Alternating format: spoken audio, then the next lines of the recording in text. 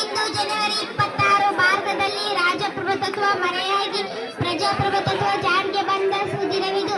ಗಣರಾಜ ಪ್ರಜಾಪ್ರಭುತ್ವವೆಂದರೆ ಪ್ರಜೆಗಳಿಂದ ಪ್ರಜೆಗಳಿಗಾಗಿ ಪ್ರಜೆಗಳಿಗೋಸ್ಕರ ಪ್ರಜೆಗಳೇ ಪ್ರಭುಗಳಾಗಿ ಆಡಳಿತದ ನಡೆಸುವುದಾಗಿ ಇದನ್ನು ಕಾನೂನುಬದ್ಧ ಎಂದು ವ್ಯವಸ್ಥಿಸಲು ರೂಪಿಸಲು ಒಂದು ಸಂವಿಧಾನದ ಅವಶ್ಯಕತೆ ಉಂಟಾಯಿತು.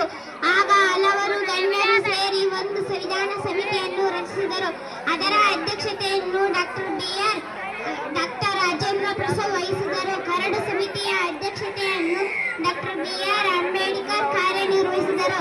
ಸಂವಿಧಾನ ನೀತಿ ನಿಯಮಗಳನ್ನು ಗೌರವಿಸಿ ಮತ್ತು ಪಾಲಿಸಿ ದೇಶದ ಏಳಿಗೆಗೆ ನಾವು ನೀವು ಎಲ್ಲರೂ ಶ್ರಮಿಸೋಣ ಎಂದು ಹೇಳುತ್ತಾ ನನ್ನ ಮಾತುಗಳನ್ನು ಮುಗಿಸುತ್ತೇನೆ. ಧನ್ಯವಾದಗಳು. ಜೈ ಭಾರತ ಮಾತೆ.